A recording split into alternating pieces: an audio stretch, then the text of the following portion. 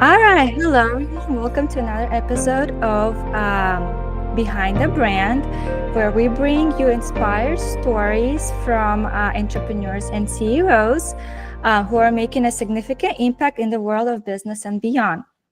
In this show, we not only dive deep into their careers, journeys, and how they help business thrive, but we also explore the human side of their success, covering the core areas that makes us who we are: body, being, balance, and business.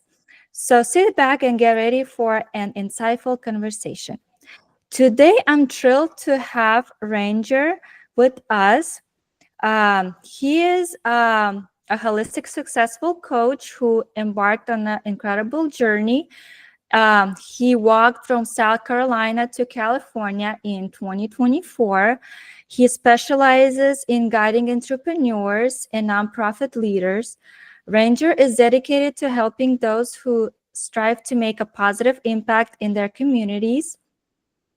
He is on a mission to empower individuals to embrace their true selves and live boldly. With years of coaching experience and a passion for personal development, Ranger has created a framework that blends resilience, accountability, and strategic action to unlock potential. From stories of the road to powerful lessons in leadership and growth, Ranger is here to inspire and share insights that can help anyone take the first step towards success. Welcome to the show, Ranger. I am so excited to have you here.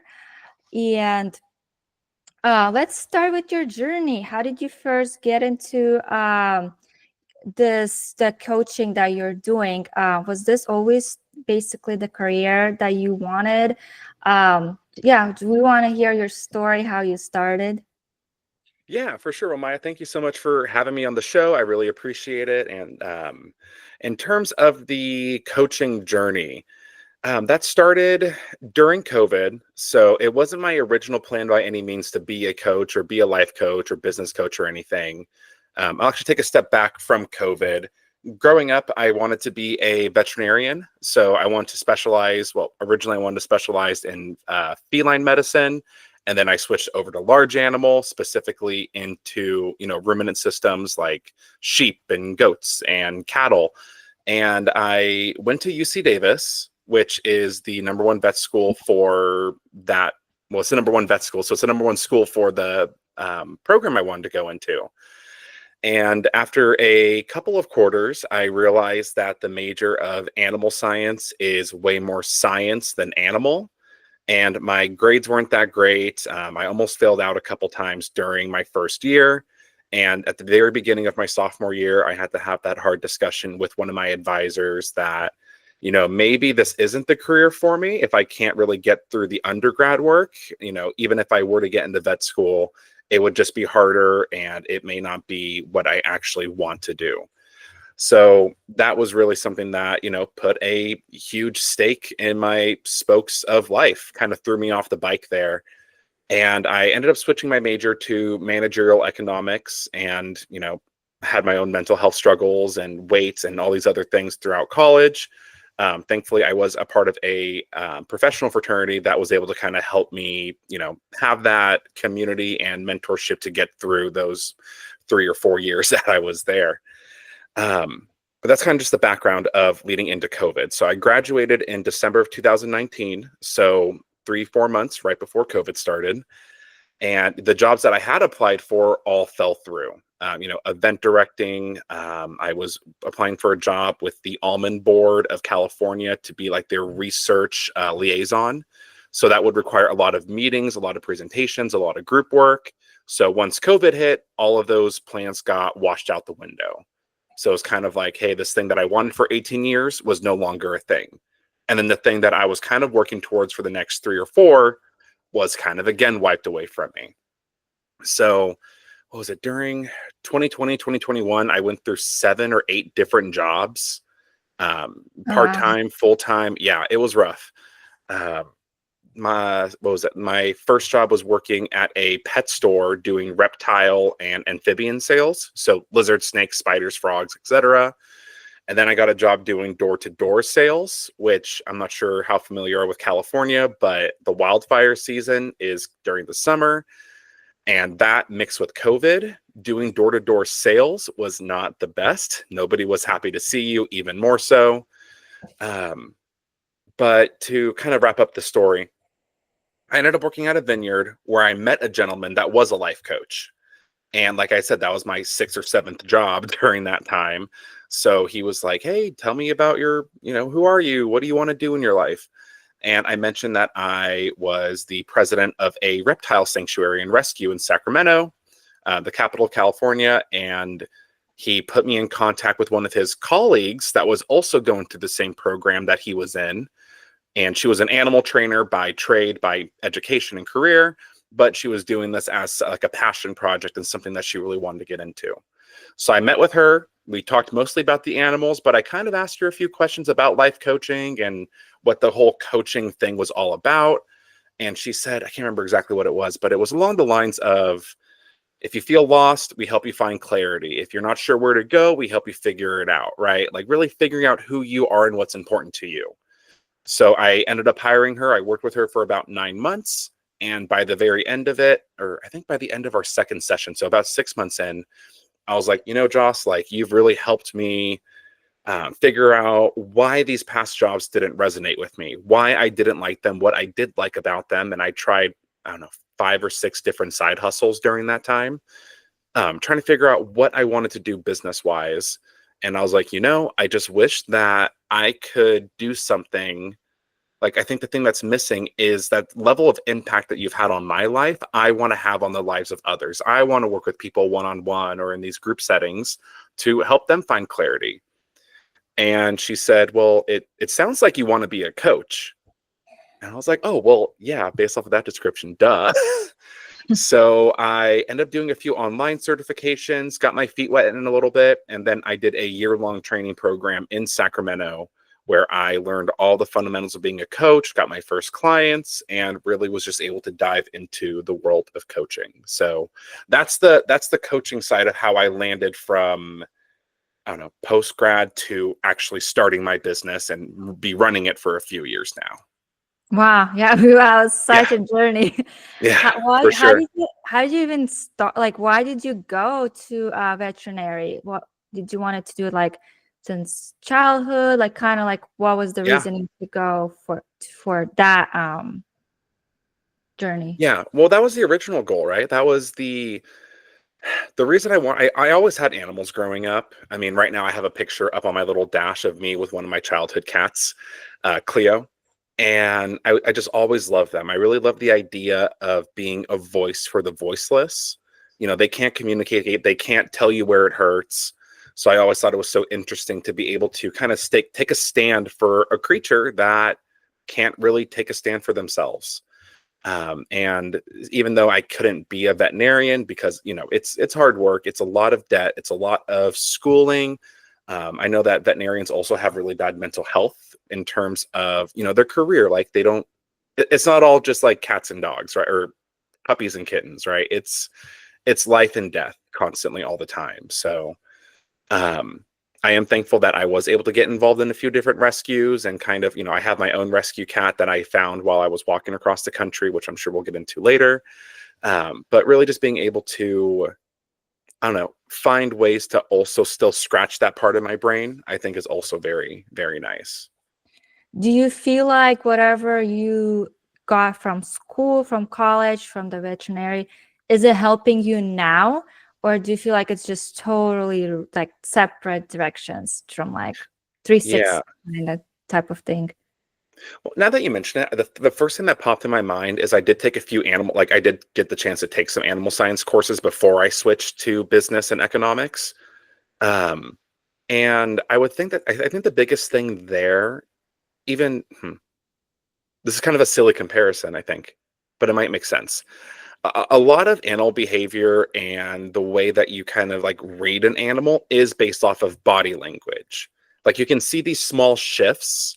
Their ears are tilted back, their eyes dilate, they kind of take a different stance, their tail's up or down. Like you really have to pay attention to body language with animals. And I mean, I have I mean, in my garage, I have spiders and snakes and lizards. So I very different from cats and dogs, right? Um, but I think that in terms of paying attention to those very small intricacies, even with horses or cattle or sheep, that is something that I think is very prevalent in coaching. Because I feel like, what isn't it, like 70% of communication is body language.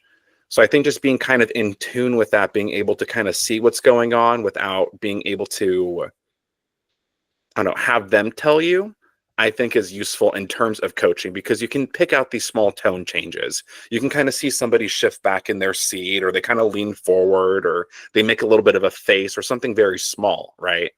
So I would think that that's kind of something that I take into my coaching, which is a really good question. I might steal that for one of my podcast episodes. That's interesting. No, it's a good, because Yeah. you telling me it, and I was like, well, it's such a different path. But once you mention Mhm. it, I'm like, that's so true, because um you learn how you having the skills of learning how to read an animal, like that's Mhm. hard. Yeah. Like it's the same as me, like I have little kids, and it's Mhm. like me trying to um guess what they want. Yeah. Like little ones, they scream, and you're like, okay, what does he want?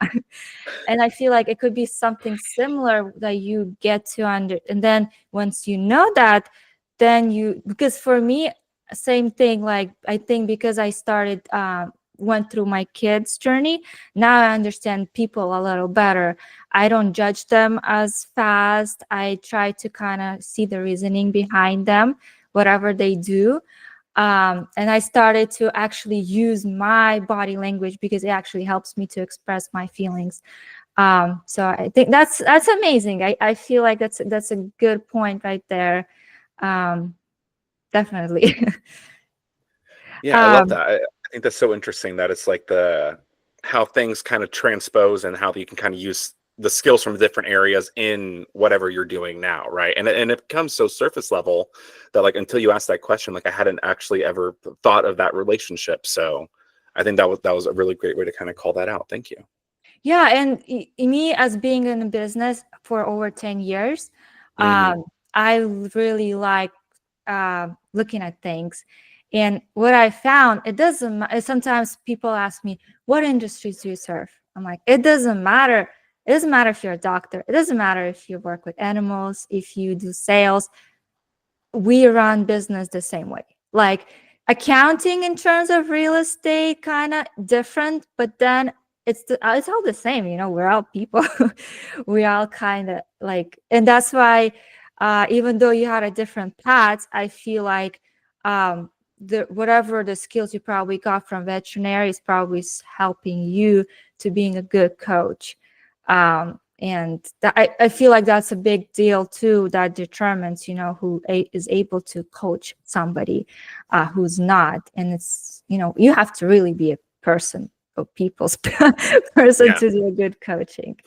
um, what do you like to do? So now that you're doing coaching, Mhm. what's the best thing that you enjoy in your career? I'd say that the biggest thing that comes to mind is probably centered around just having when you kind of hear those aha moments on the phone calls, when you kind of hear somebody, like kind of like the line of question that you just did, right, about the connection. Those kinds of moments are what I love.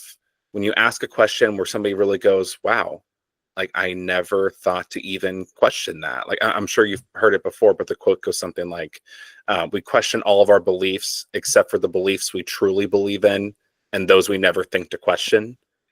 Like being able to call out those beliefs or those behaviors or like those things that are kind of below the surface that people are doing, and kind of saying, hey, here, like shining a light on it. Like, have you ever noticed that you say this constantly or that you're doing this? And a lot of times people don't. And then they get to really decide, does this work for me? Does this not work for me? I think really just seeing those real behavior and belief shifts are what I really enjoy about coaching, because those are the things that help me the most. Yeah, that's true. Because I've been learning about coaching as well, Hmm. and I've a good point that I've learned is coaching is all about, it's not, nobody cares about your advice. Yeah. It's so interesting. It's like when Hmm. people ask, they already know what they want to do, but a lot of times they're uncertain. And it's Hmm. like a good coach knows what questions to ask. And to Yeah. me, that like stuck so much, because I wanted to like share ideas or help everybody and tell them what to do. And they're like, no, that's not coaching. Hmm. Coaching is like talking to someone and knowing what to ask, Yeah. and like if you or guiding them to the right direction. And if you ask them something that makes them think, that's a successful coaching session. Exactly. And that's what I love the most too, was that, I don't have to be the expert in, like you're kind of saying earlier, like the medical field or real estate or investing or, all these different things, because a lot of it is that base level of asking the questions. I call it like holding the mirror. Like the focus isn't on me as the coach. The focus is on you as the client. If I ever left my own drift or my own worldview or my beliefs or what I think the person should do fall into the call, like you were saying, that's not what it's for. It's about letting them make the decisions, helping them feel sure about it so that they can actually be empowered to make the decisions that'll move them forward. So I just wanted to reiterate what you were saying, because it's spot on. Yeah, for sure. All right. Well, now that we talked about your journey and what you did, now I Mhm. want to point and talk about the first aspect of the most important, I believe, is Mhm. body. Mhm. Um, and I have my own story, how I worked, and what kind Yeah. of made me focus on my health. Um, Basically, as coaches, we sit so much on the computer, and I feel at times like so drained and tired. I have to go out, make sure I work out, things like that.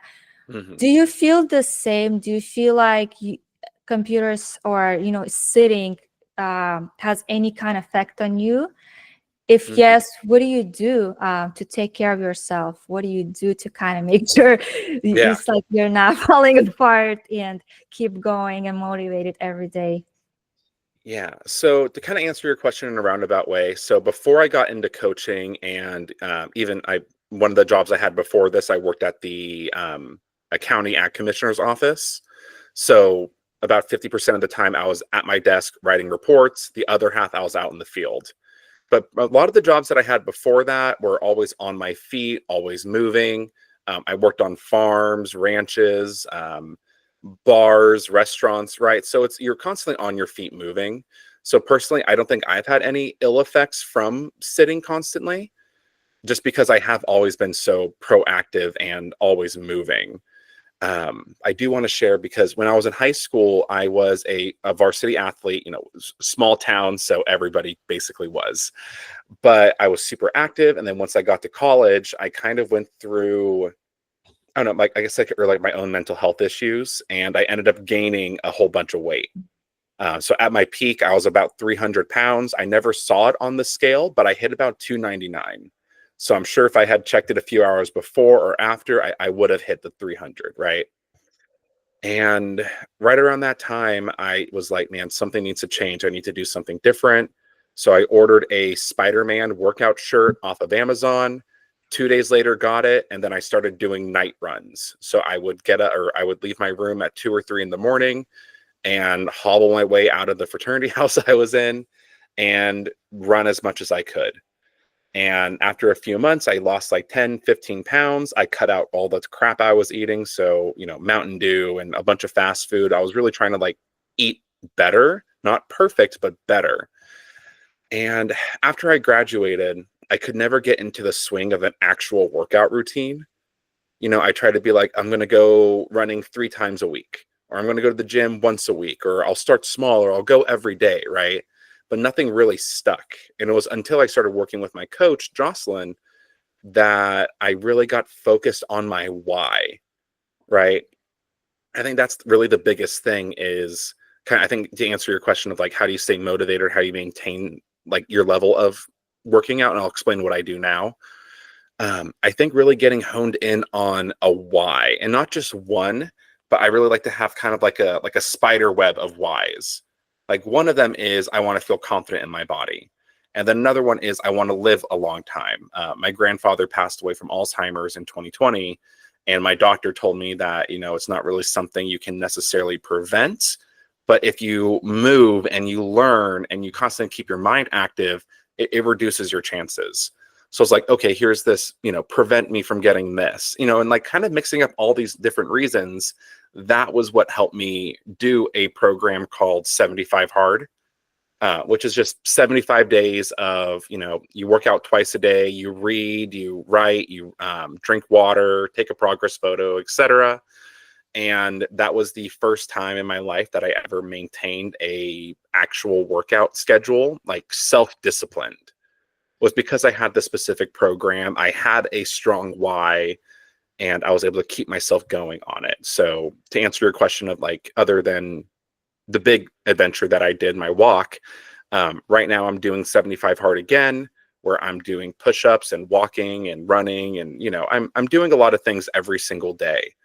And for me, that's just like, not only is it good for my body to work out and maintain muscle and cardio, but I feel great after I work out. Like what is it? I don't necessarily like working out, but I like having worked out, right? Like the process of making time, the process of doing it isn't my favorite necessarily, but that feeling after is like, man, I did this thing. Like this morning, I think I did it like 6 to 7 a.m. And I was able to like get up from my last set of push-ups and be like, wow, I think I've just done more than most people have done. Like they're not even out of bed yet, right? So I just think it's like that aspect on the mental and physical side. But I've said a lot of things. What's next? Yeah, I know. Yeah. Do you feel like difference when you don't work out versus when you do? Yeah.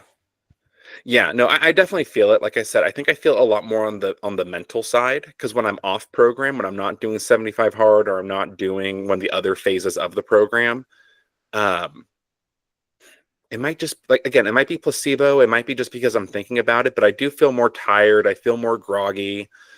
When I wake up first thing in the morning and I go for a walk, or I do yoga or push-ups, like it gets the blood flowing and I feel actually more awake.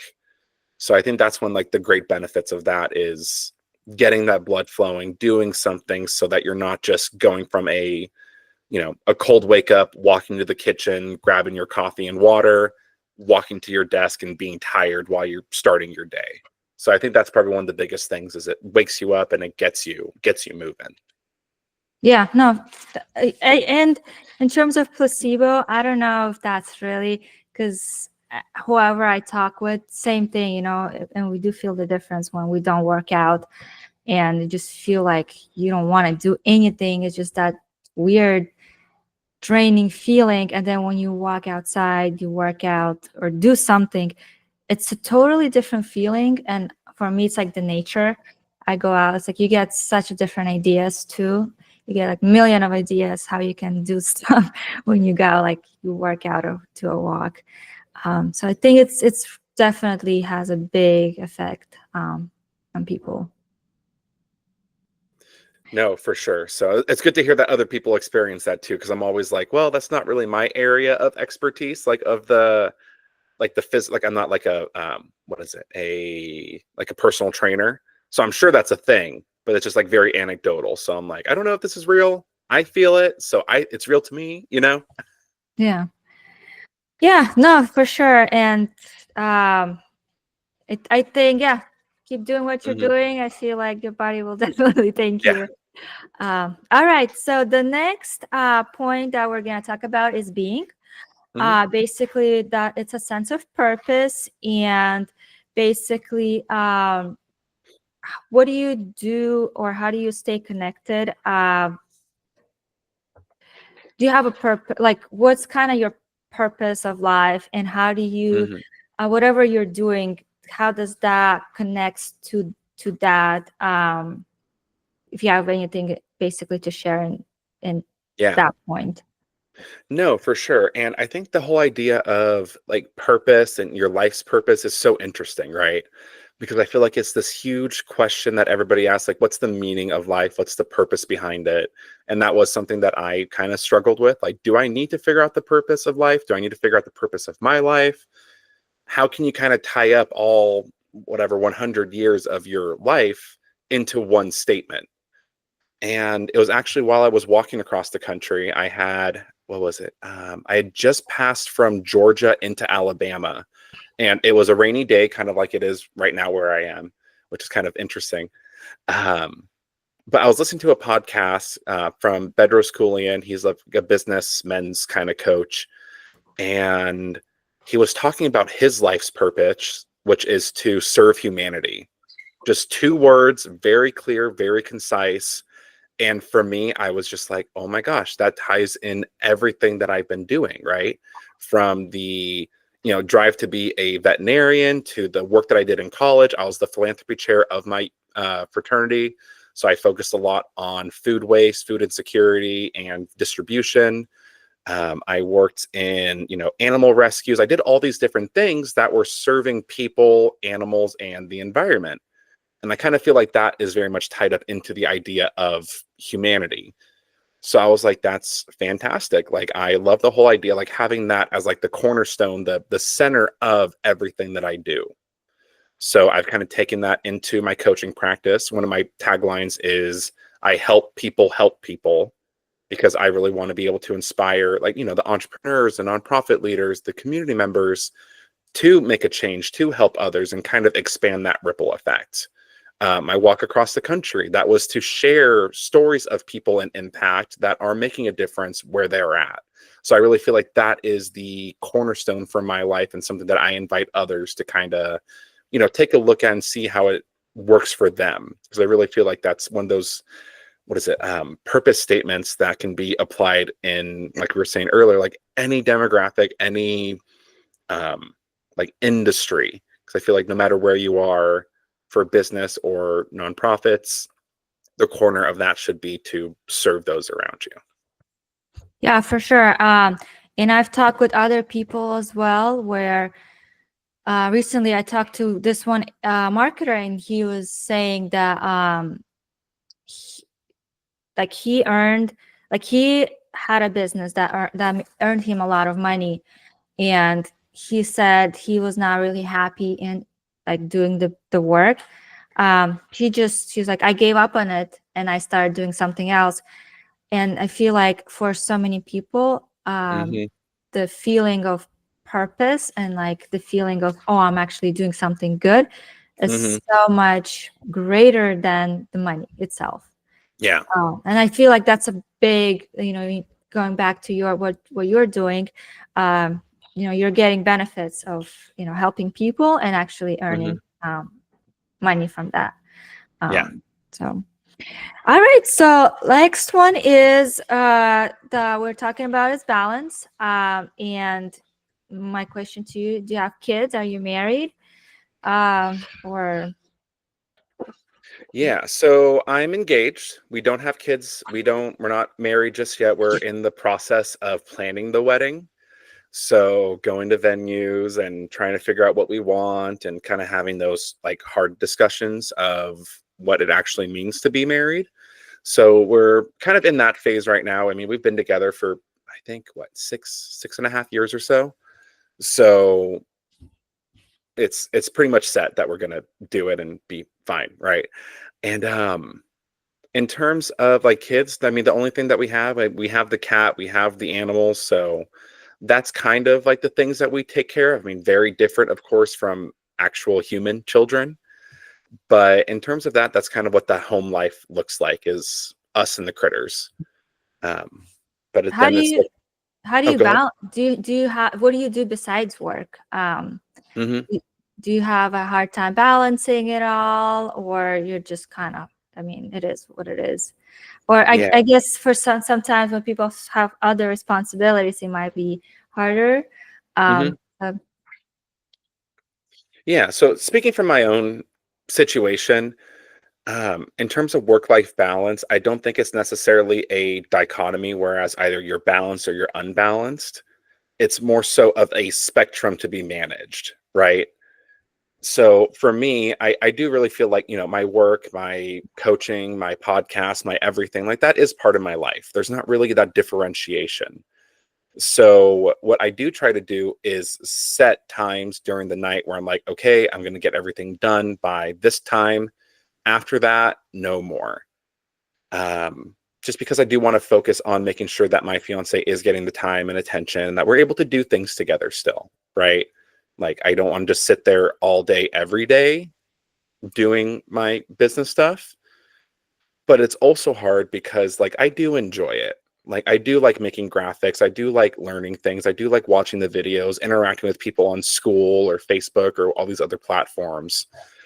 But I do know that that does take away from, my fiance and I's quality time, right? So it's kind of being like, okay, at this time, like, this is what I'm doing, this is what's going on, but we also need to like pen in that time for each other. So I think it's more so about having those agreements ahead of time. Like with her, I kind of try to tell her my week schedule ahead of time, or as things comes up, let her know what's going on so that, we can kind of make plans in that regard. But the other time is just being able to say, hey, I'm done at this time. That's it. And then kind of move forward from there. I'm not going to say I'm perfect at it yet, but that's kind of what you're going towards, especially, I'm sure, as you know, as a business owner, things come up that need to be taken care of. So it's just kind of controlling what you can and being open to getting through the things that you can't in a quickly, efficient, effective manner. Well, even working from home, you work from home, right? Mm-hmm. Yeah. Do you have like set hours that you're like, okay, I'm working from this hour to this hour, and then have work and then live? Do you do something like that, or it's kind of like? Not yet. Since I'm kind of in that building phase from getting back from my walk, I do kind of have a weird schedule. It's kind of, wake up as early as possible, around 6 to 7-ish. Some nights I have networking events that I go to. So like tomorrow during the day, I have a lunch networking event. And then that night I have a coaching call with one of my paying clients. So it's kind of like they're not very consistent on when things are happening. So it's hard to kind of have that I'm only working from this time to this time. Like last week, I think I went to 3 evening networking events, Monday through Friday. So it was kind of hard to be like, I'm going to be done at 6 when I don't get back home until 8 or 9 o'clock at night. But I do want to work towards having a, what is it, like Wednesday nights, that's couple time. Like that is when we're focusing on the wedding planning. That's when we're focusing on each other. Doing something like that once things kind of slow down and I get a better foothold in the new area that I just moved into with her. Okay, got it. Yeah, no, that's good. And I think as you go forward, how long have you been doing the business, or when did you start the coaching? How long ago? So I started coaching about 3 years ago, but I got back from my walk, what was it, August 31st, so September 1st. So this is the first time that I've been, well, I guess I started being full-time coach in March when I quit my job to walk across the country. But actually being able to do business things didn't start until September. So September, October, November. So I'm only about 3 months into full 100% self-employment working on the business. You want to share your journey, Yeah. your walk journey? We kind of went through it in the body, but I want to go back to it and see really like what it was like, how long it took you, and kind of what reflection you have after. Yeah. So I learned about walking across the country in 2019, kind of close to the time when I graduated, but beginning of the year. There's a gentleman named Mike Posner that walked across the U.S. in 2019. He's a singer, songwriter. He did I Took a Pill in Ibiza, Cooler Than Me, and a few other ones. He also wrote songs for Maroon 5, Justin Bieber, and a few other artists. So he was pretty popular in like the early 2010s or so. But he did a walk in 2019. And when I saw that, I was like, wow, that's neat. How cool, how inspiring. Like, I wish I could do something like that. And then I kind of spiraled and I was like, well, but I'm not rich. I'm not famous. I don't have these resources. I'm not that cool. Right. So I kind of was just like, wow, that's amazing. And then I kind of just came with all these reasons as to why I couldn't do it. So it kind of got put on the back burner. I watched his journey. Eventually, he made it from the Atlantic Ocean on the East Coast to the Pacific on the West. Jumped in, made all the Facebook posts, all the Instagram stories, everything about it. And that was kind of the last time I thought about it. Up until the end of 2021, beginning of 2022 or so, I was at my mom's house. I'd moved in with her, and I was scrolling on Instagram, Facebook, TikTok, and eventually I came across a TikTok from this guy named Ranger Kielak, and he posted a story or a video about his walk. I was like, oh, that's interesting. Like, who's this guy who's this random guy, right? And I went to his page and I started scrolling through it. And then he had just finished and he posted a video of him doing the last mile with Mike Posner, the guy that had kind of inspired the whole thing for me. I was like, who the heck is this guy? So I started looking into him and I kind of just realized that he's just this normal dude from Kansas. He walked with Mike during Mike's walk for a little bit while he was passing through his state. And then he decided to do it about a year or a couple years later. And then I found a podcast episode that Andrew was on with this guy named Mark Dudek on a podcast called Mark's Walk Across America. So I listened to their episode together. I went through Mark's entire podcast. He did like a week by week, every 2 weeks or so podcast with his buddies from home. And I was kind of just like, this is just a normal dude from Ohio. And the reason that I hadn't decided to walk originally was because I felt like I was just a normal dude from California, kind of see the relationship. So I started looking into it, and apparently a whole bunch of other people have walked across the country. Men, women, different ethnicities, races, religions. And I was like, I'm making all these excuses for myself as to why I can't do it. And I was listening to one of Mike's albums, and there's a line in one of the songs that goes, my reasons are excuses for not being who I know I am. And I started looking into Mike's story, and I realized that when he heard about walking across the country, he had very similar stories he was telling himself, that he didn't have time, that it wasn't right for him, that he couldn't do it. And he had to get past that sabotaging voice, that inner critic that was preventing him from doing the big, scary, amazing thing. So what was it? I got coaching on it for a few months. And in July of 2022, I messaged my fiance when we were still boyfriend, girlfriend. And I was like, hey, like, I actually want to walk across the country. I confirmed want to do it. I kind of told her about it a little bit here and there. And she said, great. What's the first steps? And from that point, from July 2022 to March 10th, 2024, about a year and a half, I was working out. I ended up hiring a fitness coach. I was able to talk to one of my friends, a nutritionist, that helped me set up a whole diet plan. I saved up money, really focused on my why and my mission for the walk. And on March 10th, I took my first steps from Myrtle Beach, South Carolina, and started heading west. So that's kind of the beginning part of, prepping and the motivation and inspiration for the walk. Oh wow. How long would you be walking, like, each day? Mm-hmm. Did you have like a specific time frame, or you just Yeah. walk as you walk? Yeah. So I did have a specific date I wanted to end by for sure, which was October 5th, 2024. I wanted to end on that date because I think it's the weekend before my birthday, October 9th. So I was like, I don't want to be walking on my birthday. I want to be back. Like, I don't want to be out for this long. So that gave me about 6.5, 7 months or so, or about 7 months.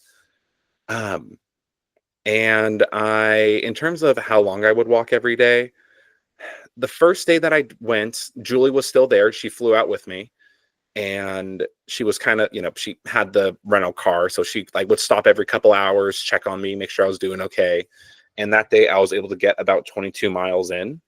So 22 miles in a day. So that was kind of my base for the first month or so. was, okay, I know I can do about 20 to 25 miles.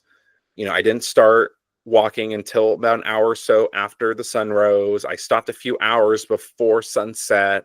That gives me a few hours to kind of like extrapolate and be like, okay, I could probably get up to about 30 miles right now, right? So what I would do is I had something called the lily pad approach. And that was kind of inspired by, before I started the walk, I was talking to one of my old coworkers. I was like, it's overwhelming. It's hard to make a plan because it feels like I'm a frog that is on one side of the pond and needs to make a big old leap to the other side. But you can't jump from one side of the pond to the other. And she said something along the lines of, do you have to do it in one leap? Is that the best way to look at it? And that night I went home, and what I did was I cut my walk from one line across the country into a bunch of smaller lines, right? So instead of being like, okay, so from Myrtle Beach to Los Angeles, it was this town in South Carolina to this town in South Carolina to this next town to the next state. And then eventually I was able to make the leaps a little bit bigger from state line to state line, and then from Texas to California. So I got better at making the leaps bigger. So it was kind of just like, okay, this is where I think the next place I can set up a tent is. This is the next campground. This is the next hotel. I was able to find a host family over here. So that was kind of how I decided. And in terms of what I did every day, it was anywhere on average, probably between about 20 to 30 miles a day. There were 2 days where I did a 39-mile day and a 40-mile day. So those hurt a lot. I would not recommend, but it's what needed to be done so that I could actually, get through those spaces where I needed to without extra help or needing another hotel or another host. So probably about 25 to 32 or so was the average. Did you do it by yourself or you had somebody Mhm. joining you? So it was a solo trip. All I had was my backpack and my carts, and just my shoes, I guess. But I had other gear. I had tents and everything. But no, I didn't have anybody walk with me. Two friends of mine did join me in California. One of them is another coach. She's a dynamic aging coach named Joan Virginia Allen. She's 86 years old and walked with me for, I think, 7 miles in Los Angeles. And then one of my buddies from college, Trevor, he walked with me, I think, 9 miles my very last day. And they were the only two that actually did any mileage with me on the walk. So the rest of it, the other 2,642 miles, were all by myself. Yeah, got it. Mhm. What is your reflection of all of the walk? Um, Yeah. do you feel like when you thought about it before starting, how do you feel after it? Um, Yeah. Well, I think that a lot of things were solidified during the walk. I did a lot of thinking. I had a lot of time to myself, more than most people will probably ever have for themselves. And I think that the biggest thing that I took away from the walk, and it was one of my slogans for the walk, one of the things that I started saying on every post, was there are good people out there. I think that I had like such great kindness shown to me throughout the entire journey. I had a couple like weird moments with people where it wasn't like I was in danger, but it was just like interesting. But 99.9% of the people that talked to me or stopped me, they gave me donations, food, water, money, gave me advice about the roads ahead, offered to shuttle me, drop off my gear, pick it up, move it around, whatever. So I thought all of that was extremely incredible and helpful, and definitely makes up for the couple weird things that happened. But again, it was just like, I'm not really sure what to say to you right now, but I'm going to keep going this way. Um, but yeah, just seeing communities come together, being able to see all the different nonprofits and businesses that are out there really making a difference and helping people. I think that was the thing that really solidified in my mind that as a civilization, as a population, like we are doing way better than we think we are. And if you don't think so, then you have the power to get up, get off the couch, and go do something about it. That there are other people that can help you make your movement, that can help you, I don't know, create the reality that you want to live in. right? I think that's probably the biggest thing and takeaway from the walk. It's true, and it's really interesting to see in it, basically, how take nutrition, Hmm. where we see a movement now in more of organic, and maybe 2 years ago, when nobody was talking about, well, nobody kind of cared, and now it's like you see everybody waking up, everybody starting to talk about it, like, and you start seeing the stores are now, it's simple, we had store, and it's not stores like organic stores, it's simple stores as Walmart.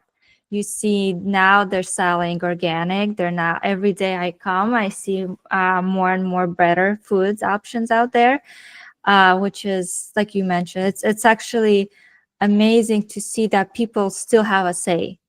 Yeah. And we saw that, in our election, where people are, Yeah. so many people were against Republican, but we saw an election, it's like people Hmm. are actually can make a difference. Hmm. So yeah, sometimes I Yeah. guess we get to see bad side, but when we actually talk with real people, the story is Hmm. actually different.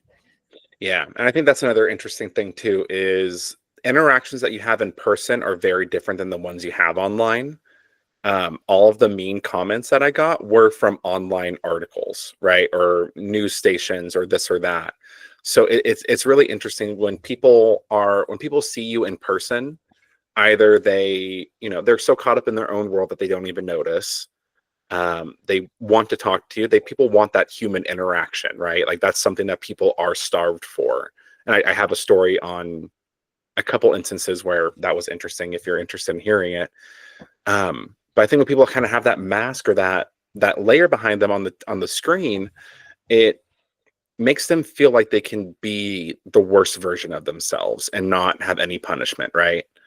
Um, I think the interesting thing on the other side also of online is people kind of find themselves in these echo chambers where they think everybody agrees with them or they think that everything is one way because they're in the communities and the algorithm is showing them things that just reinforce what they want to hear. So they kind of get blind to what is actually happening in the world. And I've noticed that with my own For You page and my own feed on social media is if I interact with negativity, I get more negativity. If I interact with positivity, I get more of that. Whatever I interact with is what I get more of. So it's very much like what you put into the world is what you receive. So I thought that was also an interesting noticing during the walk. Yeah, the social media aspect, that's so interesting. I noticed that Hmm. too, when you it's like, it kind of, you think like it's kind of like reading your mind. So it's Yeah. actually giving you it's kind of feeding you, but I feel like it's more of like algorithm where it kind of watches your behavior, and then Hmm. obviously it wants you to be there, so it kind of gives you, whatever you're looking for. Hmm. So that's a really interesting aspect right there. Yeah. Um, yeah, all right. Well, let's hit the last point, which is business. Hmm. And we talked a little bit about how you started, what you do, and now just some questions for you in regarding your business and how you Hmm. run things. I know you haven't done much in doing business coaching so far, Hmm. but if you can reflect, what are some big lessons that you learned throughout your career that kind Yeah. of shaped the way you do business? And I know you talked a little bit on that, but if you have something else to share on that. Yeah. Well, I've been doing a lot of work going through my testimonials and my reviews and kind of seeing similarities in terms of the people that I have worked with. And I would really say that, again, kind of spanning career, like I've worked with teachers and lawyers, nurses, gosh, I remember other coaches, hospitality sales, like all these different careers, right? Is that all of them are connected through them being a person, right? So what I typically say for myself is I'm a business coach that focuses on the person behind the mission, because everything that's going on up here in your head is going to affect what you put into the world, what you create, how you take in information, not just what you're putting out, but how you see what you're taking in. So I think that being able to work with people in that regard and figure out, again, the stories that they're making up, the worldview that they are looking at the world through, that lens, being able to see that across so many different people, seeing those similarities of, like, self-sabotaging beliefs or patterns, not having a clear why, not being focused on the goal, being distracted. Like, those are things that come up for so many different people, especially when, big life changes are coming, like, what is it, like divorces or marriages, a kid being born, a child moving out of the house, right? Like, these are all things that I've coached people around or through. So it's just always interesting to kind of see how people are so similar. So, like, when I actually read like psychology or sales or different books, it's like now I finally have something to kind of like have a better understanding of what people are going through and what they're seeing. So I think that that's been very, very interesting in terms of the breadth and just span of people that I've worked with so far. Does that kind of answer your question? It does, yeah. Okay. And again, like you mentioned, that it's you learn that everybody is like similar, Hmm. and sometimes we think it's common sense, and Yeah. then we start talking with people, and they need our help. They don't know what we know. Hmm. So definitely. Well, what so when before or now, reflecting back to when you just Hmm. started, is there something that you wish you knew that you know now? Yeah, I would say that I knew it from the beginning that I wanted to have a very specific why and a target avatar. Like, who am I actually looking to help? I feel like a lot of coaches kind of start off on the realm of, I'll help anybody with anything. Like, I have this skill set that can be used in so many different industries and so many different people, but unless you are able to communicate that message effectively and clearly, it's like the supermarket effect, where if you stand on a counter and you say, I help anyone with anything, like, no one's going to talk to you. But if you say, I help um 30-year-old single dads optimize their dating profile so that they can get married and find a great stepmom for their kids, right? Like, that's so much more clear and specific, and you're going to actually attract people that want your help and that expertise. So it's kind of being like, who do you want to help? Why do you want to help them? And, like, how does that benefit your world, your, like, the world that you want to create? I think that has to tie a lot more into what is your overall vision for the world, and how does your specific business, your business's mission, tie into that. So I think that that's something that I wish I had more clarity on. I knew it was important when I started. It just took me so long to get clarity on it until I was able to work with a few different people and, again, start nailing down those similarities. So that's probably what I would say is the biggest thing that I wish I knew sooner rather than later. Well, it's true. And going back, I hear it all the time. You gotta pick a niche. You gotta Hmm. know who you work with, who's your target audience. But like you're saying, you wish you knew that earlier. Some like I'm in the same process, Hmm. but I feel like it's so hard to know that Yeah. before you, like, sometimes maybe some people feel like that's what's keeping them from actually moving on, is because, like, oh, I don't know what to work with. And I feel like the most important thing is to start, Hmm. to get out there.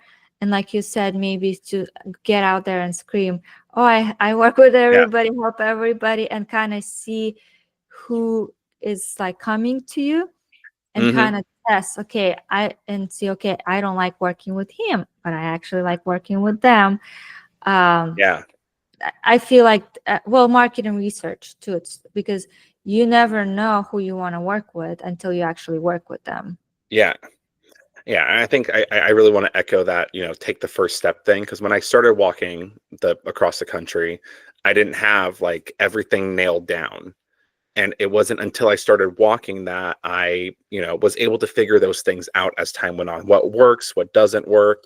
I read a few books, I listened to the podcast, watched a bunch of videos. And the way that I kind of describe it is it's like growing a tomato plant. You can read all of the books, you can talk to the researchers, you can have a podcast about tomatoes, you can know inside and out. But until you actually get out into the garden, get on your, I don't know, like get on your knees and start actually planting the seeds and see how it grows, like you don't know how to actually do it.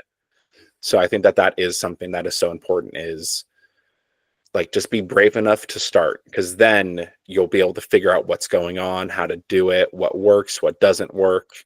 I don't know. I feel like slow progress is better than no progress. So that's probably the biggest thing too, I would say. Yeah, and I really think that sticks with me is don't just talk about it, don't just talk the talk, but actually walk the walk. Because that I so agree with you, because there's others. I mean, I'm like, I can share so much information, but if I don't do it, it's like there's so many different factors that can go into play. So what would be one advice that you would give to those business owners that are not just like trying to survive, but actually are trying to thrive in business? As a business coach, what would be kind of like one biggest advice you would give to business owners? Yeah, the thing that comes to mind first, it's a lesson that I learned from my walk, was know your why and talk about it. Once I started getting clear on my why, my mission statement for the walk, and I started sharing that with people and content centered around that, that's when I started getting more followers. I got more donations. I got more people, interested in what I was doing. Being able to share that story, I think, is most important for a business owner. And that kind of goes in line with the whole idea of just show up. Show up authentically, show up online, in person, talk about what you do, and get people enrolled in the idea of what you're trying to create. And currently, the people that you work with, the experience that you got from working with others, what do you feel like separates those business owners who are successful, especially long-term, and those that are not successful and those that are like failing? Yeah, I think it's hard to say. I would probably say the thing that comes to mind first is the people that are most successful are the ones that are coachable. They're able to look at what they're actually doing and really objectively say what's working, what isn't working.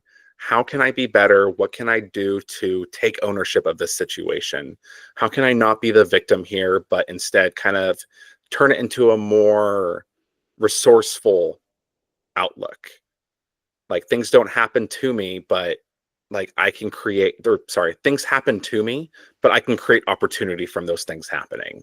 I'd say that those are the people that are able to thrive and, I don't know, fulfill the most of their dreams. Do you feel like you get more of good clients versus bad clients? How do you determine when you start working with someone, like, oh, I really want to work with this person, or no, I don't want to work with this person? Yeah, so I think it's an interesting differentiator between the good and the bad. I would say that kind of putting those labels to the side, like putting a pin in those to the side, just the people that I have worked with, um, like they resonate with my messaging before we even hop on a call, right? Is I can tell that whether they're a referral, whether they found me on socials, whether I met them at an event or, an ad or whatever, right? Is they're already kind of primed to the idea of something isn't working in what I'm doing. Either I'm looking at things wrong, or everybody else around me is wrong, or the situation sucks. I don't know how else to put it, but it's either the internal or external. And I feel like when they come to coaching, typically they're already kind of primed to the idea that something needs to change. So I have found pretty solid success in terms of the people that reach out to me are already coachable and willing to learn how to be more coachable.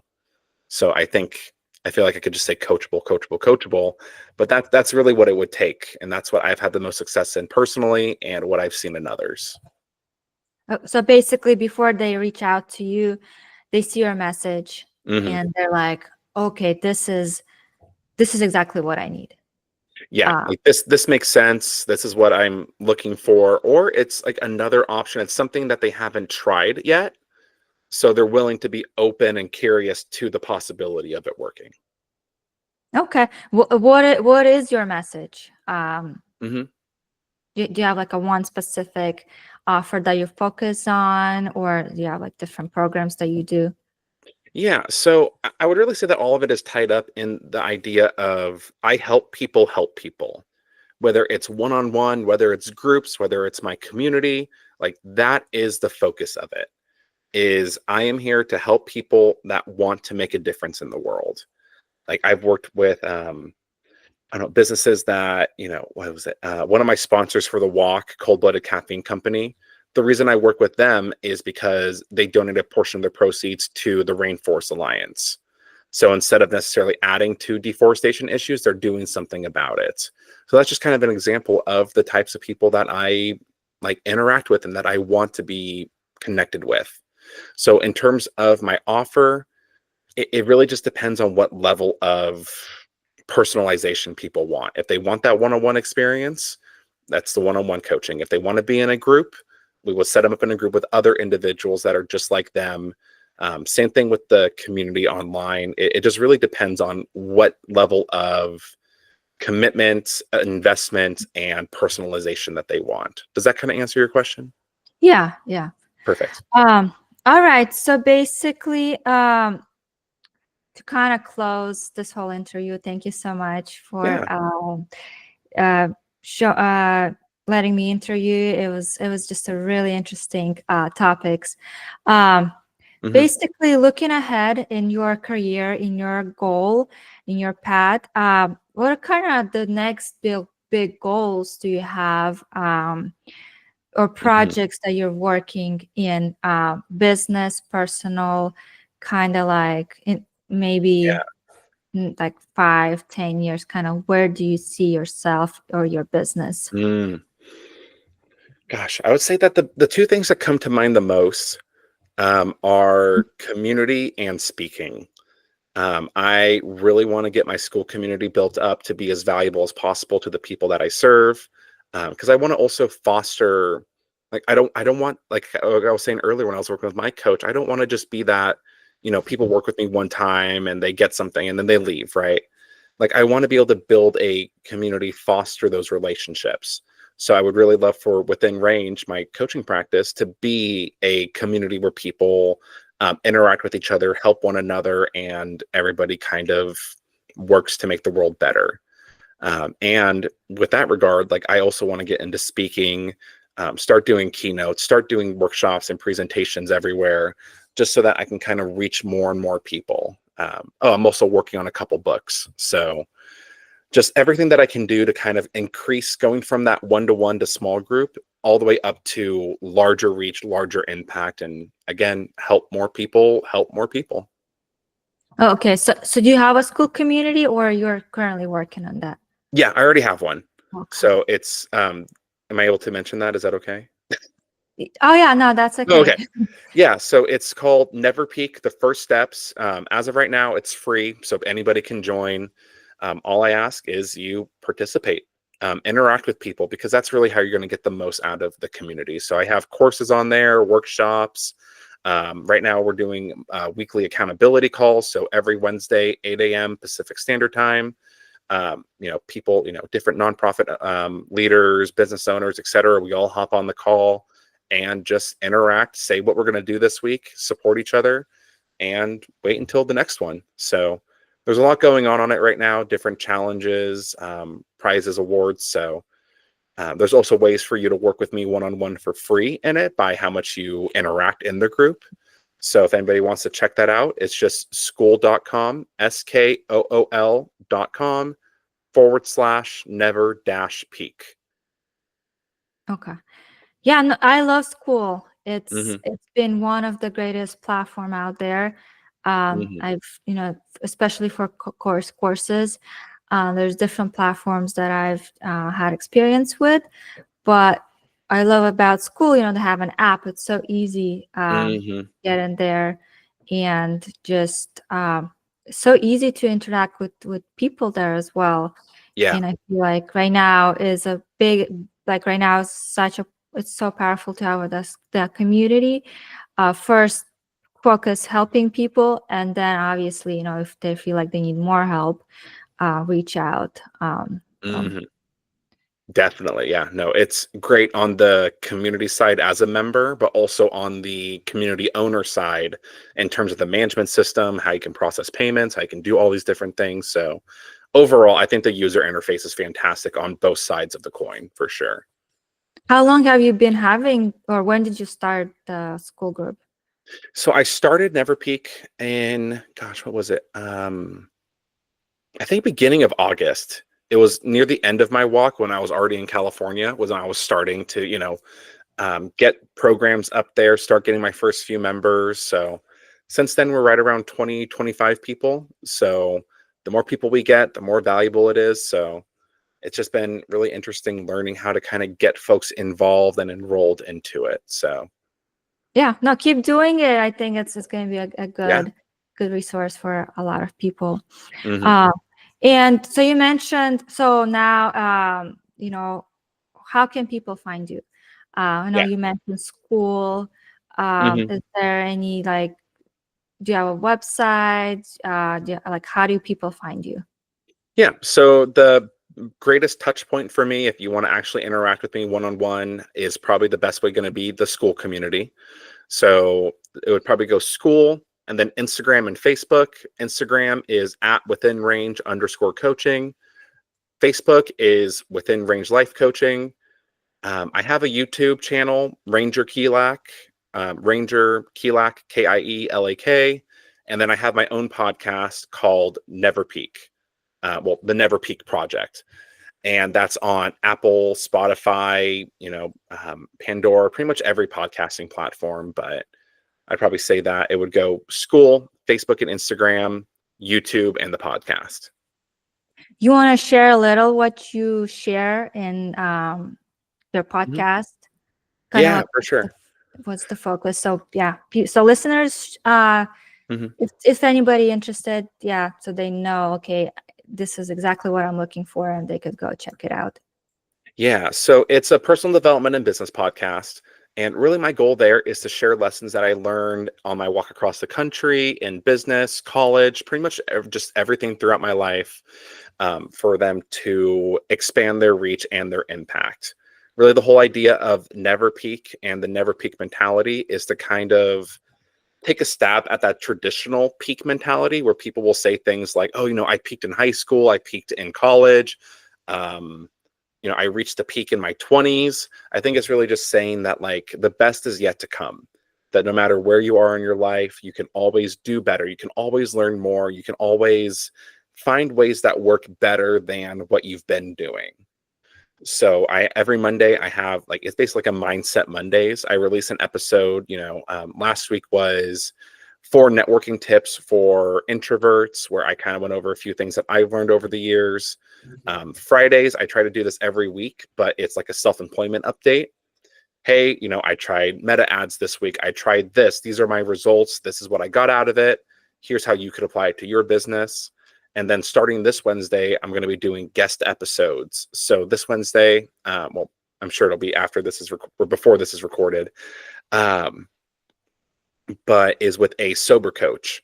So, like looking at your relationship with alcohol, is that what you want to do? Do you want to change it? Next week is with the dynamic aging coach I mentioned earlier. So, how does age affect our progress, the things that we want to do? So, I really just want it to be a way for people to learn from what I've gone through, the things that I've messed up on, or things that have worked for me, and make those decisions for themselves on how they want to move forward. All right, yeah, thank you so much for sharing. Hmm. Yeah, this is basically the interview is coming to an end. Hmm. I'd like to thank you so much for joining me today and sharing your incredible story. and not only what works for you, but also basically a personal story that guides you through your life. It's been a pleasure talking with you, and I know our listeners will take away a lot from this conversation. To all of you that are turning in, thank you for listening. If you enjoyed this episode, make sure to subscribe, leave a review, and share it with anyone who could benefit from this amazing insights we heard today. Until next time, keep pushing forward in body, being, balance, and business.